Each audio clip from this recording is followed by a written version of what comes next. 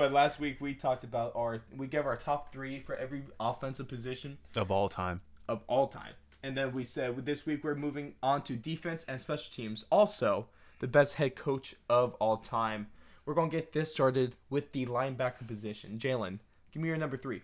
Actually, we agree with our number 3. No, we agree with our entire linebacker we list. disagree with linebackers, don't we? Yeah, because... Yeah, starting with number 3, Junior Seau. Yeah. R.I.P. First off. R.I.P. Fuck CTE. CTE is... Hot take. Fuck CTE. CTE can kiss my ass. Please don't, because that means it's probably in my body, and I don't want that. And we play football. We probably have CTE. Most likely. 10 years of football. Fuck yeah. Do some damage. It just keeps the brain warm. But Junior Seau, he was making plays on and off the field for... Probably should not have said that. We have a couple linebackers in here that were killers both on and off the field. Junior Seau, a lot of play with the Chargers. You could probably tell who our number 1 linebacker is now. You want to take this in 1 sec while I compose myself? Junior Seau was a great person and player. Obviously, what he went through is tough for him and his family and friends. Let's talk about on the field at least. Yeah. He was a beast. He was an absolute beast on the field. He put fear in offensive players. It was not somebody you wanted to see across from you on Sundays. Is an offensive lineman, if he blitzes on you, you are shooting your pants. It's just not something you want to happen. And for a running back, you see a hole open, but you see Junior Seau's big ass silhouette in that hole, you're going to shit your pants. Yeah, it's people who play football are usually very fearless, but it takes a special player to put fear into the mind of other players. And that's what all 3 of these guys did. Junior Seau put fear into the hearts and minds of anyone coming across the middle. Lawrence Taylor, our number 2 linebacker of all time, put fear into the hearts of every tackle in the country. As you can say, he was a bone cruncher. Yeah, he also railed coke and did shots of Hennessy before games. Okay, let's take some on-field stuff. Yeah, one of the best pass rushing moves of all time. That dude revolutionized the defensive end position. Not only did he revolutionize the linebacker position, he also revolutionized the left tackle position because people were trying to recruit left tackles just so they could block Lawrence Taylor. Pretty much. It was, and it wasn't, obviously it wasn't on purpose. We all know Lawrence Taylor didn't do it on purpose, but he ended quarterback's career. Yeah. I don't know if anybody knows that quarterback's name. Nobody special. Trivia. Comment on the video. Comment on Twitter. Just let us know if you know the name of the quarterback who Lawrence Taylor ended their career. And if you give us the correct answer, you will get a giant prize of a over-the-internet fist bump.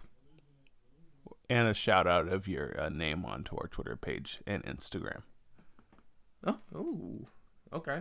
That doesn't mean much, but yeah, it totally means a lot. It means a lot. We're actually been blowing up a lot in the last couple of days. Trying to get that 300K impressions, break the record. We're trying to break our record for 300K impressions in a month. We're currently 20,000 off of it, but we usually get around a couple thousand a day. So we're trying to finish that off just to finish the year strong. I know it doesn't sound like much, but we are a small page, and every impression, like, comment, follow means a lot to us. So thank you. Give us your impressions all over our page. And our YouTube slowly growing. Instagram. Obviously, our YouTube's where we actually get to talk to you guys and answer you guys more with our voices and personality. And so you can follow us on our Instagram, our Twitter, and like and on our subscribe YouTube. on the YouTube, baby. And now, without further ado, we're going to get to our number 1 spot in the linebacker position. Number 1. Guy that got away with murder on and off the field, Okay. Ray Lewis.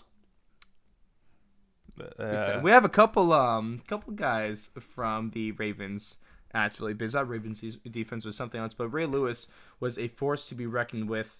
Also, a really great motivational speaker. Yeah, he gets it going. I will run through 5 brick walls in the morning just by listening to him. Yeah, he's definitely a great motivational speaker. And in all seriousness, we do joke around a lot about some of the stuff that players and people have done off the field. But in all seriousness, we have looked up to a lot of these players for our entire lives, and I have looked up to Ray Lewis my entire life. Ray Lewis is an animal. I love him as a person. He's amazing. He did have that mishap that we. Technically no. Yeah. technically. Legally, no. Legally, no. Nothing happened. It's a whole bunch of redacted. But yeah. So, but in Ray all Lewis, man, seriousness, if you look up highlights yes. of Ray Lewis, all you see is 20-minute YouTube videos of him taking heads off of people across the middle of the field. Yeah, and just ending people. No one went into the middle of the field because Ray Lewis was there. He made plays in the run game. He made plays in the pass game. He even got interceptions. He could rush the passer. That guy did everything, and he was, at the very least, he was one of the greatest team leaders of all time. And in my opinion, he had one of the greatest farewell tours a player could ever have. Yes, he did. Also, one of the best entrances to the field ever. Great dance. And as we can say on this show, the GOAT. Yep. Ray Lewis is the GOAT of linebackers. Yep. Undisputed. Moving on to defensive ends now. This is where our list changes a little bit. For defensive end, third best of all time, I went with Bruce Smith. And Jalen, you went with someone who is I was actually pondering this a little bit. I think he's in my top 5, but not top 3. Who is it? Jared Allen. I went with Jared Allen. He holds the record for second most sacks in a season, right behind my number 2. I will not mention that yet. But for sacks in a season, which I believe is 21.5, so he's not that far off from the record. But he was dominant wherever he went. I'm pretty sure he started his career off with the Chiefs and revitalized. Everyone knows him as a Minnesota Viking. Yeah, but a lot of people don't know he did start off with the Chiefs. Then he finished up with the Carolina Panthers. Yeah, he was amazing until his last day, and then he had one of the best farewell tweets of all time. He rode away on a horse. Like, who into does the that? sunset? Into the sunset. Literally. He rode off into the sunset. He didn't even win the Super Bowl, but he rode off into the sunset. He didn't get to go to Disneyland, but respect. He went somewhere. But he also had probably one of the best, one of the best celebrations of all time. The little hog tie. Oh yeah, a hog tie. You know what I'm saying? Some people thought he was stirring the pot. No. It was a hog tie. It was definitely a hog tie. He was a farm boy. Yeah, it was a hog tie. I saw a lot of people around the time when he used to do that, say stir the bull, and no, he was talking. Tie the hog. It's tie the hog. Number 2 defensive end of all time, in my opinion, and factually, would be Deacon Jones, the beast that played for the Los Angeles Rams. Yeah, this guy was vicious and a killer. You should have seen his highlights. His best pass rush move was the club and rip. Most of the time, the club is done to the forearms or the body of the player, but Deacon Jones clubbed the head of the offensive tackles. A swift club. Yeah, so his move was he'll beat you in the head, disorient you, and then just kind of brush you by and go kick the shit out of your quarterback. This guy was a bad man. He was Lawrence Taylor levels of vicious. Yeah, and definitely. You did not want to fucking cross him because he will fuck your shit up real quick. Real quick. Yes. Your number 2 is the single season sack leader. Yep, the Gap Beast. Big beast on and Fox. off the field. He's a Gap Beast on and off the field. Michael Strahan is my number 2. And let me just say this now before people get mad and stuff at our list. You can't tell us about it, you know what I'm saying? DM us. Just comment on one of our tweets or somebody on Instagram, comment section on YouTube. But our lists are usually, our top 5 are the same, just in different orders. So why I don't have Bruce Smith and Deacon Jones in my top 3, they're still in my top 5. This is hard. You guys got to remember, it's really hard to put these positions down just to the top 3. They might be in the top 5, might be in the top 10. And it's like this is our top 3, but if we were to change it and say top 3 DNs for a different, like a certain aspect, this list would change drastically. It's hard to make these choices. You guys got to sit down and you make them, because there's some really good guys that get left out. Leave your list on one of our tweets or in our comment section. Go ahead. Just leave us so we see if you agree with us or if you don't. But it depends on what you're talking about. And today it's Michael Strahan, man. Yeah, he's a bad man pajama. Yeah, definitely. Today is Michael Strahan. Tomorrow's it could be somebody else. But Michael Strahan today is my number 2, and he was destructive, absolutely destructive. Yeah, big time player for the New York team. Yeah, but got a Super Bowl ring. Damn right, they deserved it. All thanks to Eli Manning. All thanks to Eli Manning. Hall of Famer Eli Manning. And those stretchy jerseys. Oh yeah, they were real stretchy. Yeah, they really. Nike ones are tight as fuck now. Yeah, they're really tight. Nike ones you can't breathe, especially for fat fuck like me trying to play lineman. In my opinion, a lot of plays, some of the greatest plays of all time, would not have been made if they had the jerseys that we have now. Ooh. That's a take. That's a take. That's for sure a take. But moving to the number 1 spot, me and Draylen agree on this bad man, and this is Reggie White, the beast from the Northeast. Nah, still Midwest technically. Yeah. Fuck. Big guy, the cheesehead, Reggie White, man. He's a bad man for that Packers team. Yeah. For years and years, and he was just really consistent. Every season was a great season, and that guy just fucked shit up on a daily. Destructive. Absolutely destructive on the defensive side of the ball. He's a guy a lot of people model their games after today. And you can stop the run, you can stop the pass. He shed blocks like nothing else. Mm-hmm. And as offensive lineman, you just had to hope when you're going and in against my him. opinion, I think he is one of the players. I think if they played today in their prime, would still be great. Still be great. Like a lot of old school players. Like right now, Ray Lewis in his prime, he's still one of the top linebackers in the league. I think a lot of older players, if you put them in the league now, a lot of them wouldn't be able to adjust to the rules. I think Reggie White will still. I think Reggie White would still be able to adjust. That's another way you make the number 1 on my list. Is like I think how well can you perform in today's football, because everyone's better now. Everyone's a great athlete. Everyone's amazing at what they do. Mm-hmm. But let's see if I think this number 1 for the defensive tackles next. I think he could still play in the league. Me too. Me and Jalen agreed on all 3 of these guys. So the third one being Alan Page. Let's see. Alan was the big guy from. He's part of the Purple People Eaters. Purple People Eaters. And that was that is the best defensive line of all time. Definitely. They have not been surpassed. Alan Page, big man in the middle. He wasn't. He was a quick guy for his size, but he didn't rely on that. He was powerful, and he'll rock your world. Definitely. Essentially. He pretty much just destroyed people and made them not want to come back to work. You know, playing football is a job, and you know everybody has an office job and stuff like that, and you get irritated. There's that one guy at work that you don't like being around. He makes you not want to come to work. Man, imagine being an offensive lineman in practice, having to go against him every day. Every single day. Like I wonder if he was nice. Our number 1 guy definitely was not nice. Not at all. Number 2, all-time, John Randall, another Minnesota Vikings player. Him and Alan Page kind of had similar games, similar styles, but I think John Randall was just a little more effective than Alan Page was. But of course, like the difference in these top 3 players is very minimal. Very, very minimal. Very. Like we say that he had a bigger impact, but it's not by much. It's not by much. They're both amazing. John Randall, number 2 defensive tackle of all time. 9 years after Alan Page.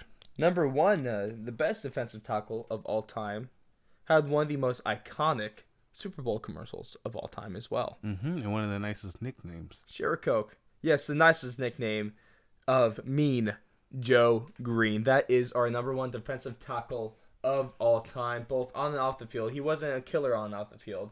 He was just a killer on the field. Great guy off the field. Yeah. Giving jerseys to little kids for giving them a Coke. Jerseys.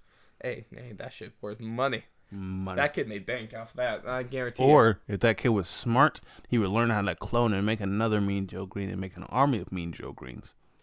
Is that how you take over the world? That's exactly how you take over the world. Army of Mean Joe Greens. Army of Mean Joe Greens. Maybe make a mean, nice Joe Green. Mecha Mean Joe Green. They form into an Autobot.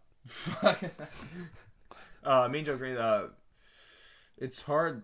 Man, he was just every play. It seemed like he was making a tackle in the backfield almost every damn play.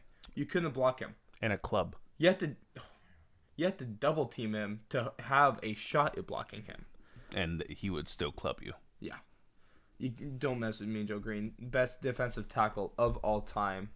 Moving on to some more skill positions now. A cornerback. Jalen, maybe a hot take. It's your number 3. Yeah. This one, just in the moment of thinking about it, I think this was kind of like the start of like the term lockdown corner was Darrell Revis Island. I think he did kind of fiddle off and sputter off at the end of his career, but I think in Everyone his prime, does that when they're on the Jets. yeah, it just happens. But I think at the beginning of his career, in the middle of his career, and definitely in his prime, he was definitely, if he would have continued at that pace, he would have been probably the number one corner of all time. But I think he did die off after a while, and that kind of ruined it. But I think he makes my top three just based off of the fact of, I think, of potential and what he started. Like a lot of corners are going to try to be like him in his prime. All right. My number 3 was a guy that was great in college. Great for 20. Did he have almost 20 years in the NFL? Yeah. As a defensive player. Yeah. Charles Woodson, third best cornerback of all time. Played for a couple teams. Played for the Raiders. Went to the Packers. Probably best known as a Packer. But he did also or finish, a Raider. Yeah, I think he'd probably be best known maybe as a the Raider. Well, it's because Raider fans are a bunch of loudmouth douchebags. Unless you follow us. Unless you follow us, and you're a great person. Shout out to Blake Campbell. Yeah. Fuck you, but shout out.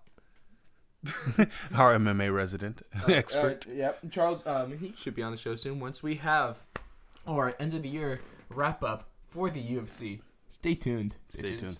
But Charles Woodson, that guy, he intercepted every quarterback in he has an interception off of every team, I think. Yeah, I'm pretty sure he is. Damn near. The one that took him a while to get was Peyton Manning, but he did get that in his last season. Yes, he did. When that was in Oakland, that was Peyton Manning's second to last year, I think.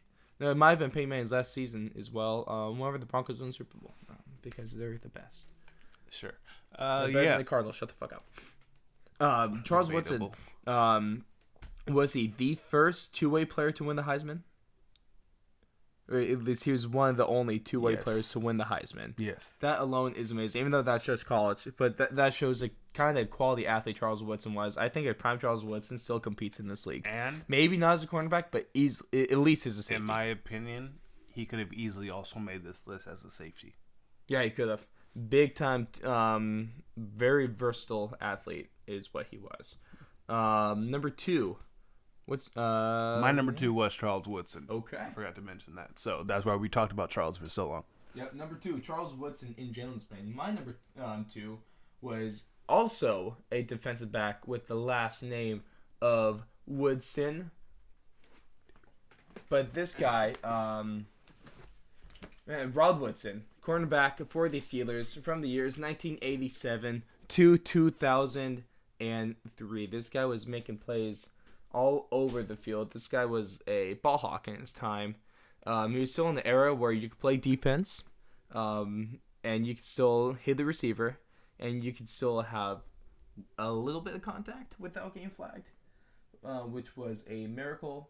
But he was a Steeler that made this list, and I really think I'm not sure if he could play as well as Charles Woodson can in the modern day. If he's in his prime, of course, definitely can't play now. But a prime Charles Woodson, I think, is better suited for the NFL in its current day. I don't think Rod Woodson is as suited for current day NFL play, but I still think that he is deserving of the number 2 spot all time. What's your thoughts, Jalen? Definitely number 2 spot of all time. Just a great player all around, dominant on the field. Put fear into the heart and minds of quarterbacks. I would say quarterbacks most definitely. Probably wasn't the hardest hitter of all time. Definitely was a pretty good hitter though, tackler. So yeah, but our number 1 guy, we agree on this. Probably one of the best all-around athletes of all time, because he played 2 sports.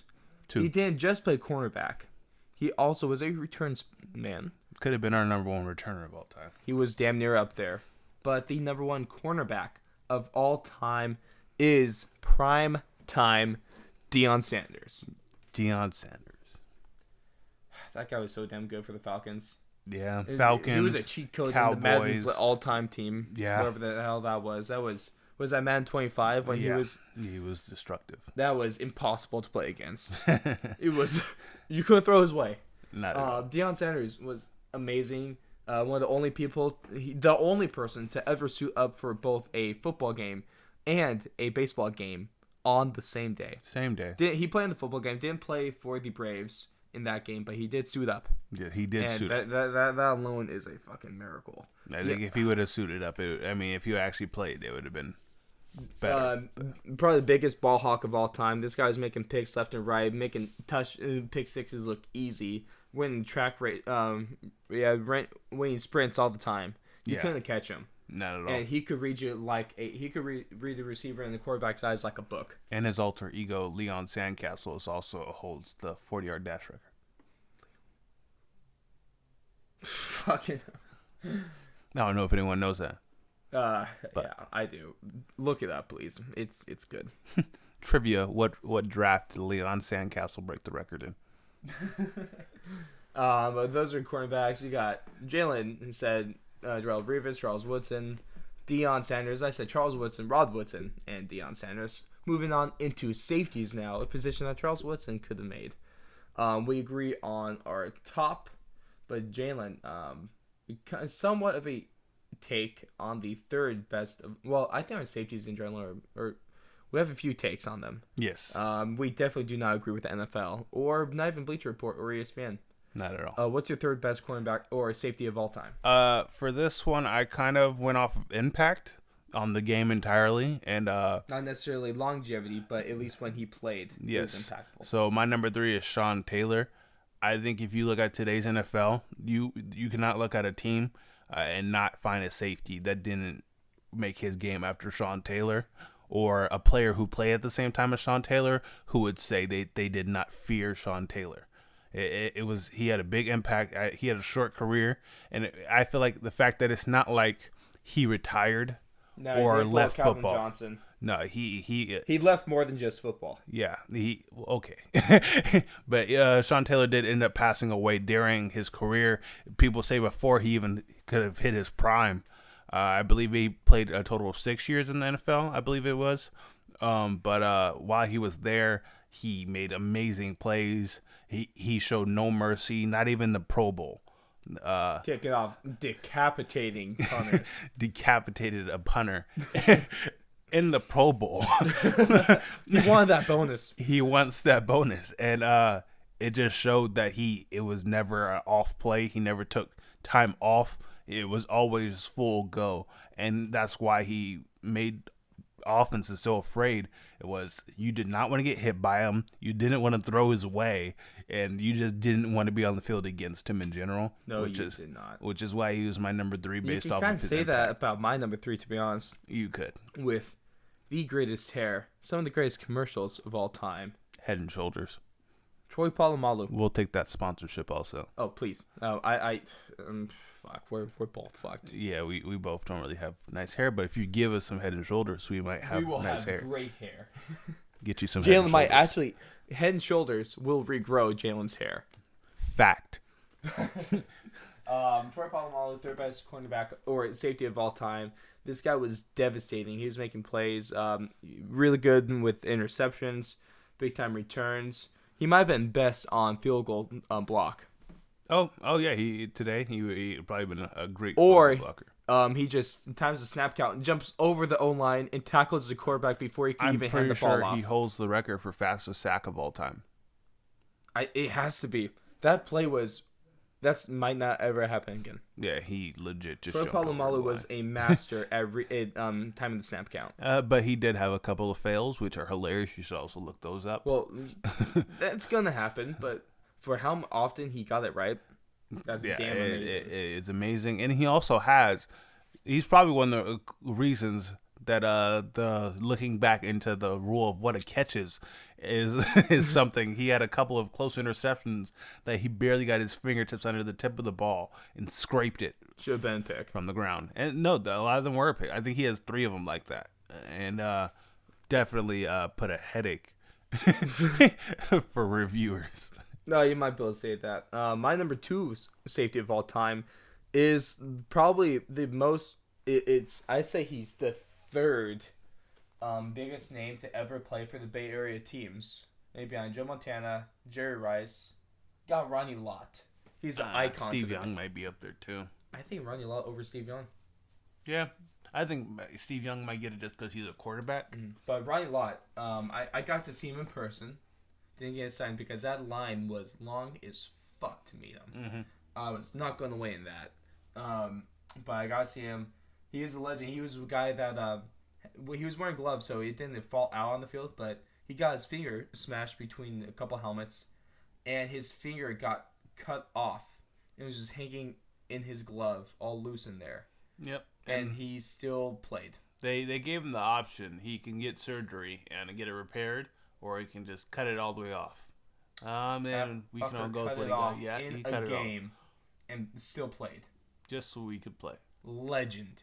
He's number 2 just for that alone. Not even counting his amazing talent on the field. Yeah, in my 100% opinion, if I had to lose a finger or sit out for a couple of games, I think I'd sit out for a couple of games. I would. Yeah. But, yeah. To be fair, it wasn't his full finger. It was like half of it. It was like the top tip, which is still brutal. Just the tip. That's okay. That's still brutal. But me, Jalen, you're number 2. Another guy who also He played for the Broncos. Had a little stint with them, finished up his career with them, but mostly famous for playing for the Eagles. And who was this? And he's also another great motivational speaker, by the way. Yeah, he is. And I don't know if anyone ever knows this. He never cursed. Oh. At all on the field. He never cursed. And who is this amazing guy? This amazing guy is Brian Dawkins. Dawkins. My number 1. Weapon X, he made the list as 2 people. You have to be a pretty special player to do that. I'm kidding, but my number 2 is Brian Dawkins, Weapon X, Wolverine, whatever you want to call him. He's ferocious and violent on the field, which is why I also think it's amazing that he does not curse. He's a Christian man and said he does not curse at all. He says a lot of like weird replacement words for curse words, but I'm more impressed that he hasn't just had one slip. Just like missed like fuck. Yeah, like no interview he's cursed, and that I know of. He's never cursed on the field. They've interviewed players. No one's heard anything. No one's heard him curse. I think that that might give him number 2 for that on your list. Yeah, that's remarkable. That I curse by accident all the time. Oh, yeah. We've cursed at least more times in this show than he's cursed in his entire life. In just the first segment. Yes. But he was dangerous. He crumpled people, and the funny part is he crumpled somebody named Crumpler. Really? Yeah, a receiver or tight end named Crumpler. I believe his name was Crumpler, but he played for the Falcons. Poor fucker. Yeah, he got crumpled. He caught the ball still though, so. Oh, that's good. That's good. Clap for him. But he got fucked up. Yeah, Brian Dawkins was just a force on the field. Number 1, the best safety of all time is someone that we agree on. And like we said before, the best linebacker of all time was Raven Ray Lewis. The best safety of all time is also a Raven, and that is the icon, the legendary, one of the newest Hall of Famers, Ed Reed. Ed Reed. And oh my fuck, just that defense, that 2000s defense for the Ravens, with those 2 on the field, that had to be one of the best tandems in league history. And also, a lot of people don't know this, but our number 1 corner was also on the team with Ed Reed at one point, and Ray Lewis. Deion Sanders also played for the Ravens at the same time as them. Imagine if you had the prime Deion Sanders on that Ravens defense. With a prime Ray Lewis and a prime Ed Reed. What the fuck do you do? That's all 3 skill positions covered right there. Yeah. You can't throw the ball. You can't run the ball. You're fucked, essentially. Yeah. They'd be winning way more Super Bowls. Yeah. And Ed Reed also broke his own record for longest interception return of all time, which is kind of difficult to do, to break your own record. I'm pretty sure the record now is 106 yards. Yeah. But it was 103 originally. But I feel like he stepped a couple yards. I feel like he could have stepped a couple yards forward and caught the ball, but he decided to back up a couple. In my opinion, controversy. You know what I'm saying? I think Ed Reed backed up on purpose to get the extra yards. That's a cocky son bitch right there. I respect it. Because he's in the touchdown. I think he could have easily made the catch closer, but I think he backed up on purpose. Mad respect. That's just a power move. And right have there. that much faith in yourself to back up a couple more yards just to intercept the ball to run it back. But Ed Reed, if you want to come on your the show and defend yourself, to say that you didn't go back, clear up the controversy, Ed. prove me wrong. I think you backed up on purpose for those yards. I think you knew exactly where you were on the field, and you took a couple steps back instead of just jumping up for that he's ball. not going to come on the show. What's going to be? You're just going to be walking around that out of nowhere. You're just going to get speared out of your soul. And he's going to tell me not to talk about it again. But you know what? Just for the fans, I'm going to still talk about it. I'll take that hit for you guys. Oh, that's big time dedication. Big time. Cancer's not going to kill you, but Ed Reed sure will. Yeah, probably. Moving on into, so that's our defense right now. Now we're going to move into our specialists of all time. He's still playing. He might need to be take around back the shed, have a little muscle men action, look off into the sunset, and have a slug put in the back of his head and just be put down and have his misery. But Adam Vinatieri is the greatest kicker of all time. He's kind of having a rough year now. Probably needs to be put down like a dog or just retire. Or an old racehorse. Or just retire. No. He deserves something better than just retirement. Adam Vinatieri, but for like... he's the all-time NFL leading scorer. He has one of the most accurate legs of all time. And he won Super Bowls for Tom Brady and the Patriots. Mm-hmm. He's responsible for like at least 2 of them, I would say. Yeah. Tuck Rowell's responsible for another. But I think he's the greatest kicker of all time. And I think you agree with me, right? Definitely. And Vinatieri has been one of the most consistent up until this point. He's a kicker, and it's like if you know a kicker's name, and you're not a kicker or punter, he was special. Adam Vinatieri is the definition of for the brand. Definitely. He's clutch, not as clutch as arguably the second. I think the second best kicker of all time is still in the NFL too for the Ravens. Justin Tucker. I think he's more accurate and he's a little more clutch. But I think Adam Vinatieri has just proven over the long haul that I think he's had a better career than Justin Tucker has. And one way he's proven that is Adam Vinatieri is also the NFL leader of all time in points. That's what I said. Oh, I did? You did say that? I did say that. Okay. Well, yeah. Leader of all time in points. It's one thing kickers obviously get more because, they kick field goals and extra points. So they always score points. Well, he's also had a career of over 20, he's like 22 seasons now. Yeah. And that is ridiculous. And the people behind him on the list are both also arguably one of the best kickers of all time, Morton Anderson and Gary Anderson. The Andersons. One has an E, one has an O. So that's the difference. That's the only difference. Not related. But best kicker of all time, Adam Vinatieri. You're the GOAT. And I can't wait till he's in the Hall of Fame. Punters.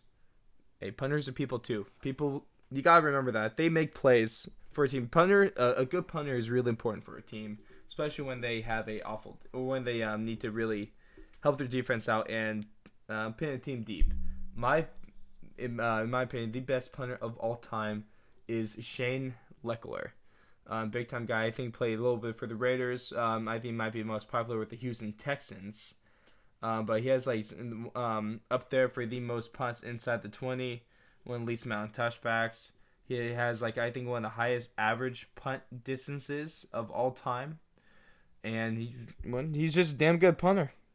Definitely. I'm also making mine Shane Leckler.